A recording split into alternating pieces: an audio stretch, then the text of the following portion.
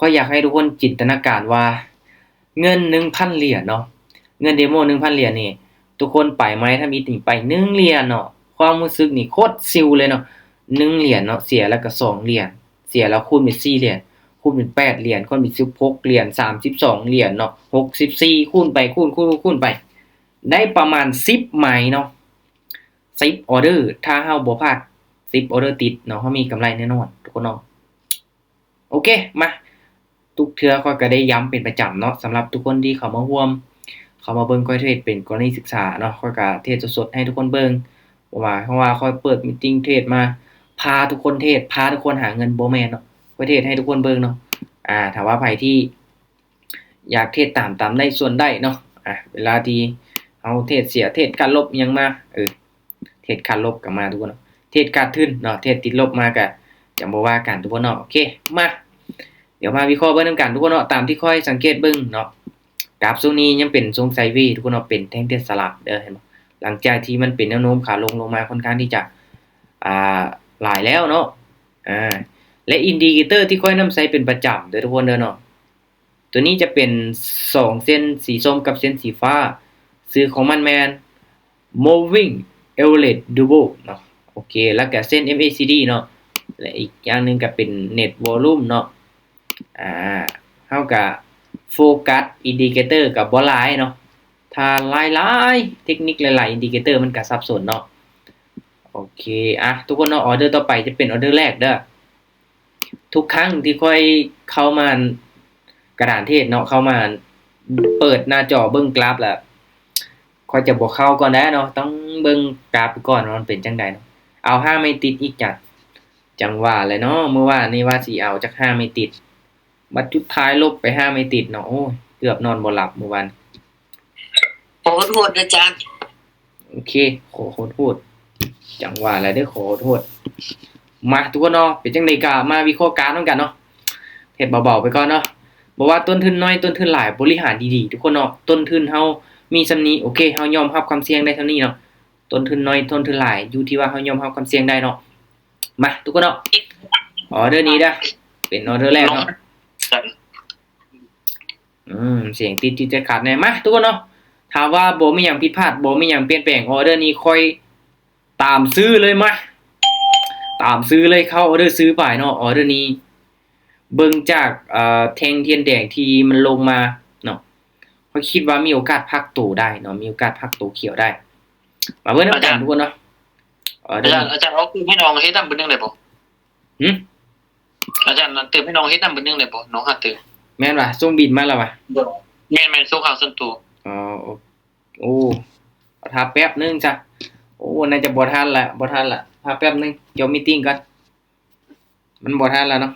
พอดีได้เปิดไปละโอ้ออเดอร์แรกบ่หมานจ้ะบ่หมานซ้ำเนาะโอ้ยโอเคมาไปกันต่อ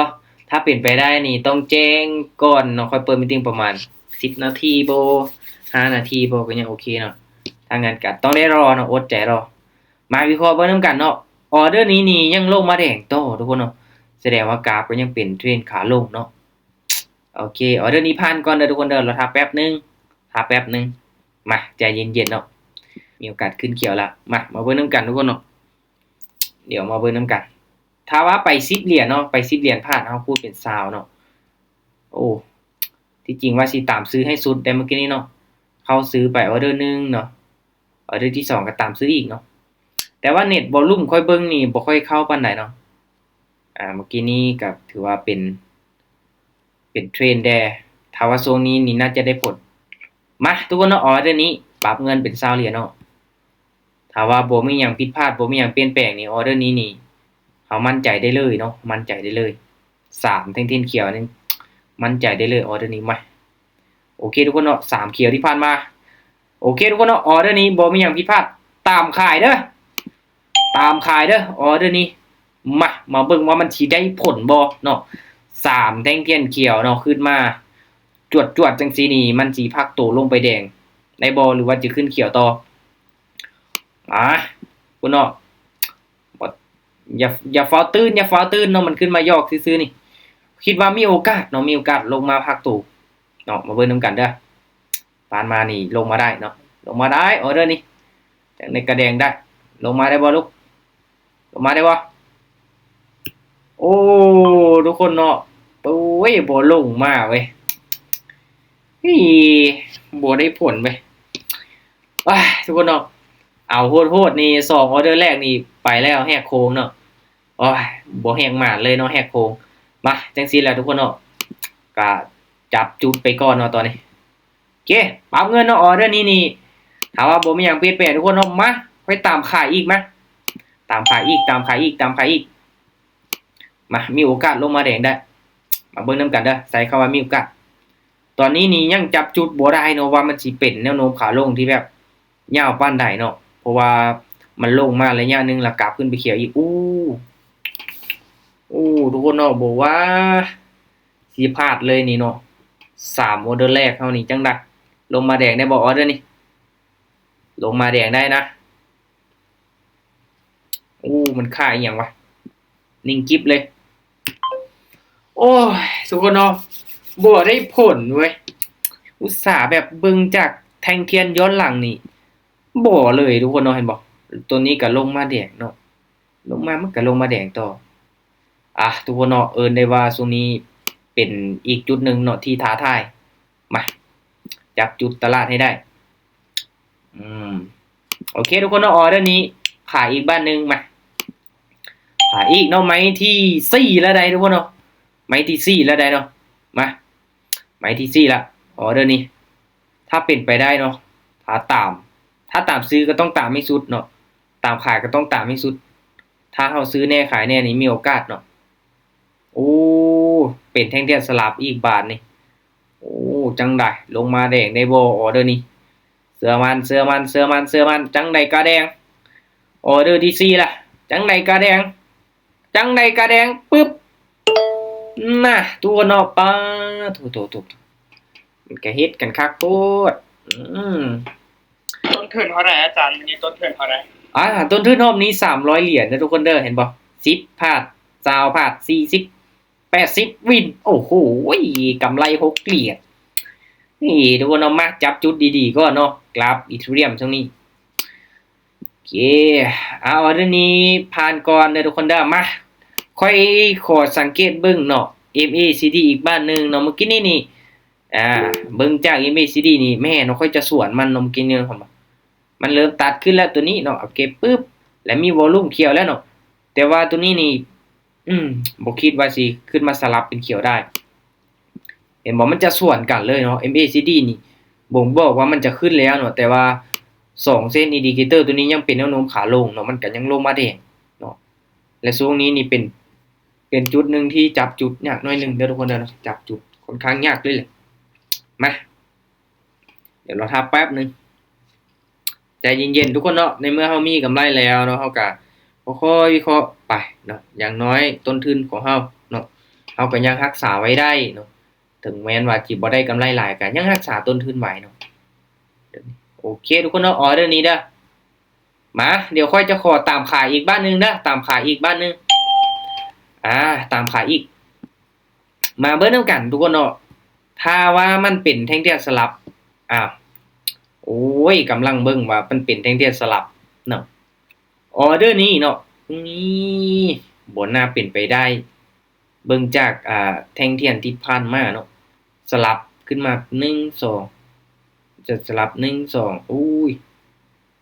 บ่ได้ทุกคนเนาะ MACD นี่เป็นเขียวจุดๆเลยโอเคเริ่มกลับตัวละเนาะทุกคนเนาะเริ่มกลับตัวแล้วแต่ว่าก็คือว้าวเนาะถ้าตามนี่เฮาต้องตามเนาะต้องให้ตามให้สุดต้องเบิ่งดีๆบริหารทุนนี่แหละทุกคนเนาะตัวนี้นี่สำคัญหลายเนาะสำคัญหลายมากถ้าเริ่มปรับตัวแล้วก็เกี่ยมแล้วแหละเนาะออเดอร์นี้20เหรียญเนาะมาโอเคถ้ามันสิปรับตัวขึ้นเนาะถ้างานออเดอร์นี้ตามซื้อมาบาทนี่มันใจเรามีโอกาสเนาะปรับตัวขึ้นไปได้ถามว่ามันสิปรับตัวขึ้นนี่เบิ่งจากอินดิเคเตอร์ตัวนี้แหละทุกคนเนาะถ้ามันได้ตัดกันขึ้นนี่เฮาเกี่ยมซื้อเลยเนาะเห็นบ่เส้นสีส้มตัวนี้เริ่มก้งแล้วเนาะเริ่มก้งแล้วจุดนี้แหละที่ค่อยจะตามซื้อเนาะมาออเดอร์นี้ขึ้นเขียวยาวๆลูกทุกคนเนาะเมื่อกี้นี้ตามขายเนาะแต่ว่าออเดอร์นี้นี่ ซื้อเนาะคิดว่าสิมีโอกาสกลับคืนโอ้ทุกคนเนาะนี่ จุลุสอนสูตรแน่ โอ้กลับลงมาคือเก่าเนาะแสดงว่ายังบ่ขึ้นทุกคนเนาะปาถูกจับจุดยากแท้โอเคบ่เป็นหยังบ่เป็นหยังถ้าตามก็ต้องตามทุกคนเนาะมาสายคูณเงินอยู่แล้วบ่เป็นปัญหาสายคูณเงินอยู่แล้วเนาะบ่เป็นปัญหาออเดอร์นี้40 10 20 40ทุกคนเนาะมาทุกคนเนาะออเดอร์นี้ตามซื้อเด้อบาดนี้เด้อตามซื้อเลยเนาะตามซื้อเลยมาลุ้นไปนำกัน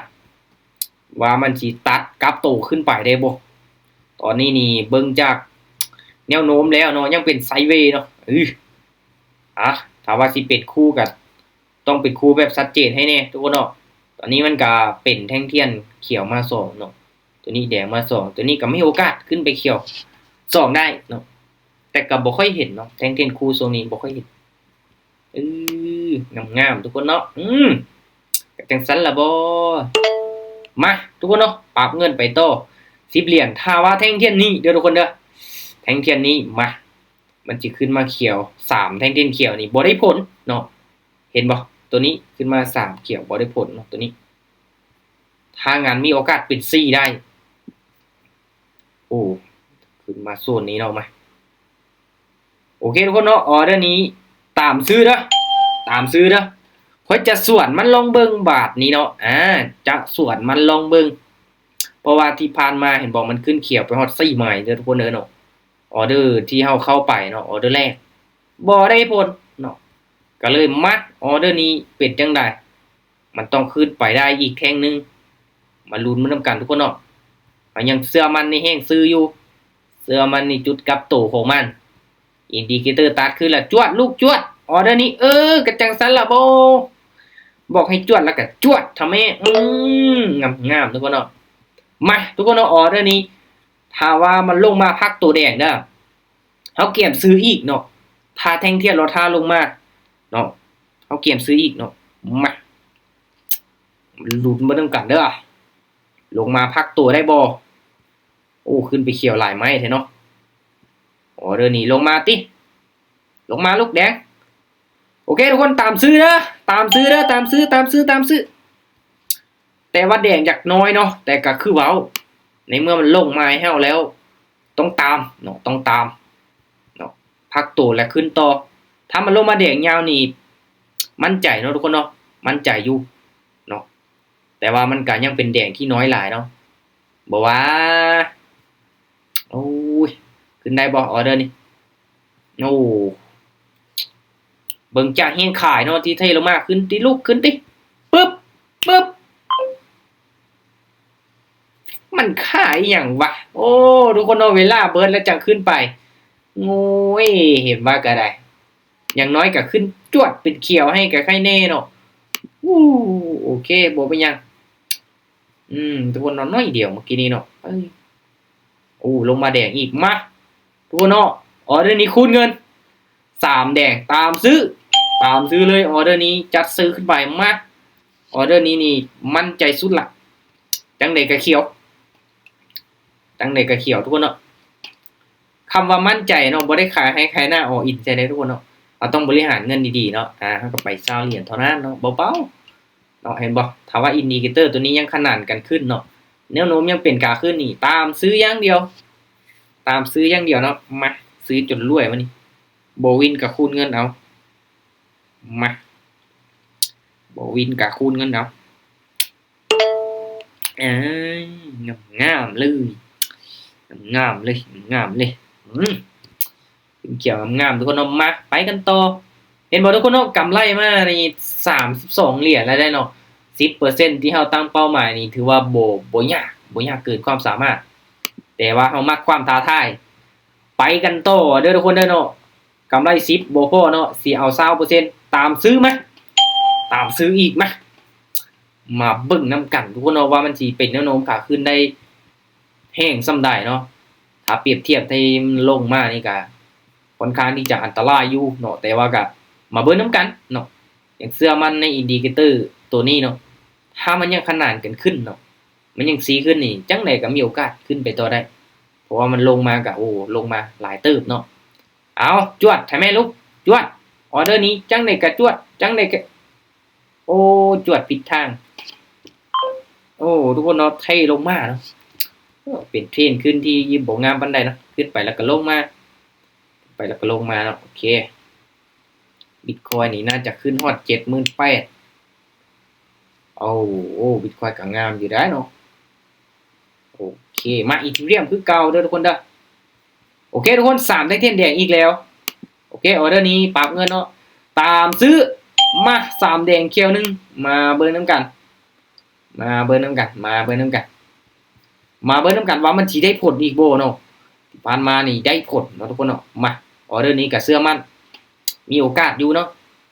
MACD นี่เริ่มก้งแล้วเนาะ MACD เริ่มก้งแล้วแต่เฮาก็ตามเนาะตามซื้อเลยตามซื้อเลยเนาะมาลุ้นมานํกันทุกคนเนาะถ้าว่ามันยังอยู่เทิงเนาะมันยังอยู่เทิงเส้นตัวนี้นี่มั่นใจเนาะจังได๋ก็เขียวนี่งามทุกคนเนาะไปกันต่องบน้อยเฮาก็ตั้งใจเนาะทุกคนเนาะตั้งใจในการบริหารเนาะตั้งใจในการวิเคราะห์เนาะดีๆงบน้อยแล้วสิall inบ่ได้เด้เนาะมามีโอกาสจวดขึ้นไปอีก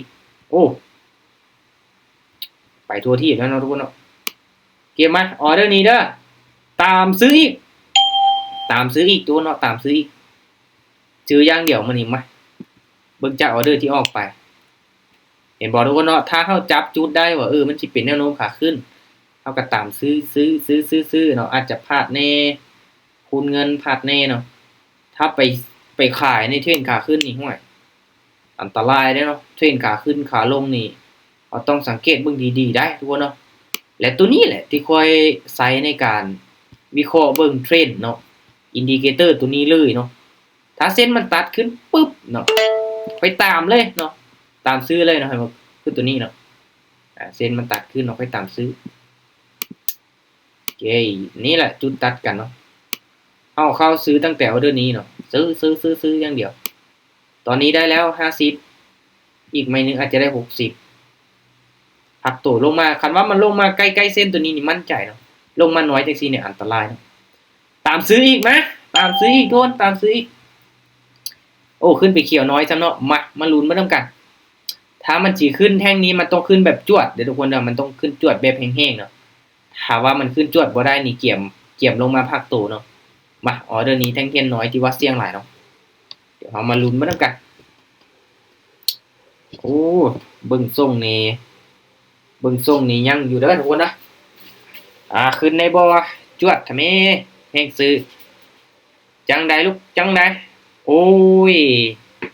จวดอีหลีทุกคนเนาะจวดอีหลีคนละทาง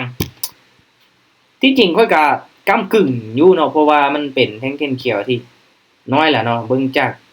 จุดเก่าที่ว่ามันขึ้นมาก็มีโอกาสพักตัวอีกคูณเงินทุกคนเนาะอีกคูณเงินมาคูณเงินเนาะออเดอร์นี้ทุกคนเนาะเป็น2แท่งเทียนแดงเนาะอินดิเคเตอร์มาตามซื้ออีกเด้อ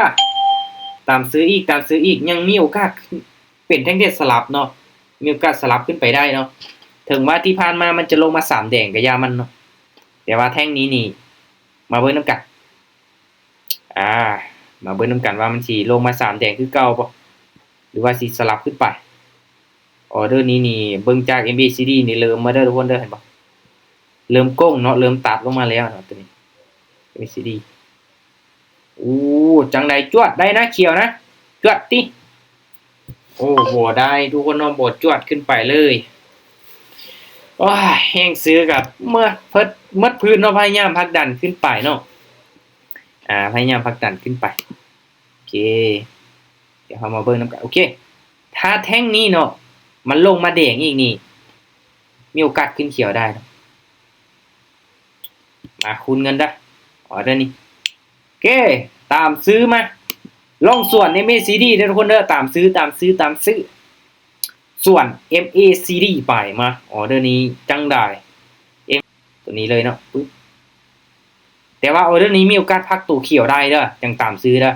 เพราะว่ามันลงมา1 2 3 4แท่งแล้วคือลงมายาวแท้ลูก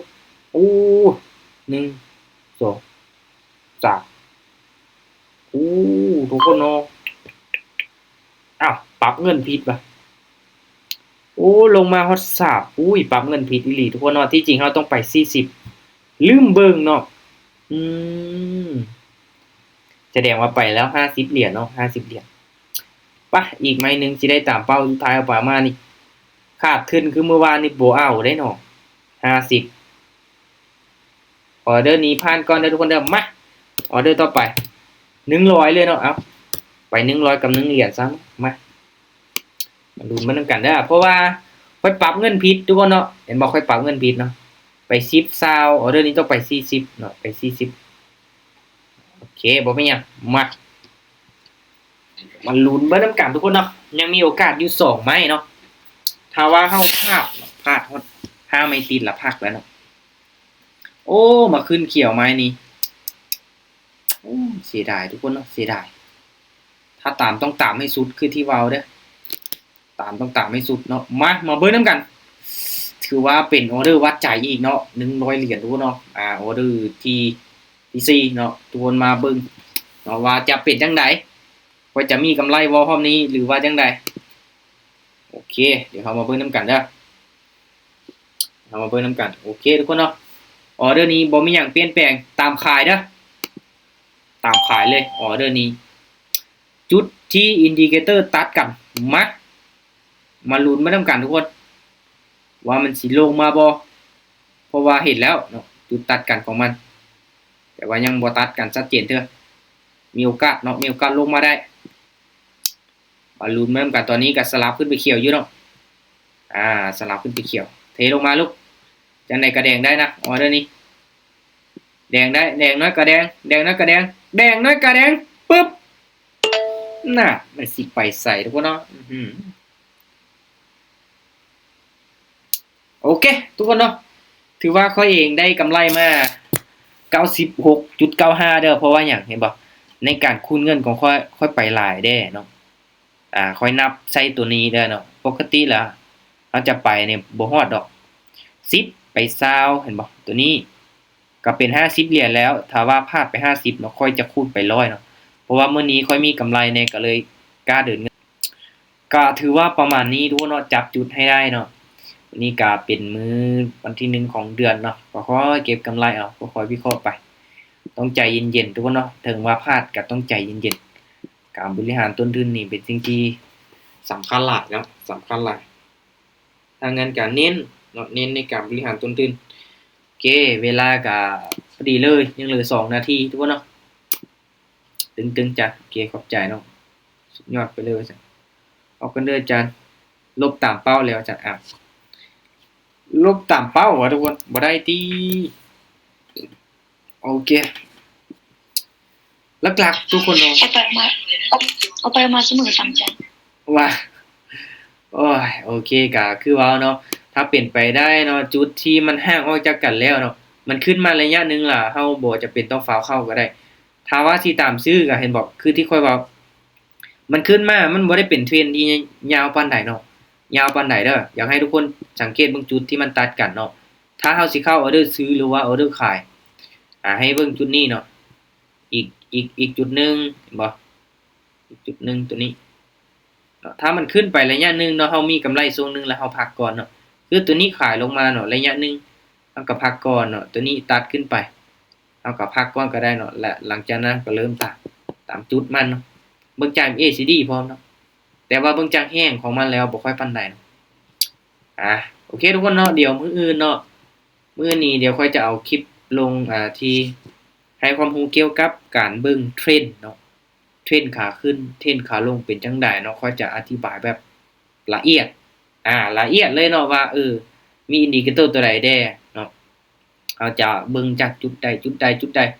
เนาะเพื่อที่จะมือใหม่ก็อยากรู้ว่าเราจะเบิ่งจังไดว่าการเป็นเทรนด์ขาขึ้นเทรนด์ขาลงเทรนด์ไซด์เวย์เนาะสิเบิ่งจังไดการที่เราเบิ่งแนวโน้มเบิ่งเทรนด์เป็นนี่มีโอกาสที่จะทำกำไรได้ทุกคนเนาะเพื่อที่จะบ่เฮ็ดให้เรานั้นโซนเทรนเนาะส่วนเทรนบ่คือส่วนอย่างเด้อทุกคนเนาะเกมบวกมา10เนาะสุดยอดหลายทุกคนเนาะก็สำหรับวันนี้ขอบใจทุกคนที่เข้ามาร่วมเนาะตั้งใจศึกษาวางแผนดีๆศึกษาหาความรู้เนาะมีเทคนิคดีๆให้ตัวเองมีความมั่นใจเนาะในการเข้าออเดอร์ ความมั่นใจเนาะกล้าในการตัดสินใจเนาะฝึกฝนเป็นประจำเนาะเราจังบ่มีความลังเลยันๆเส้นๆเนาะตื่นเต้นจนเกินไปก็บ่ได้เด้อทุกคนเนาะถ้างั้นก็ตั้งใจทุกคนเนาะถ้าว่ามีหยังอยากปรึกษาก็ปรึกษาก็ได้เนาะโอเคบ๊ายบายเจอกันใหม่มื้อหน้าทุกคนเนาะหรือว่ามื้ออื่นถ้าว่าบ่มีเวียงหยังเนาะก็จะเปิดมีตติ้งเทรดปกติเนาะ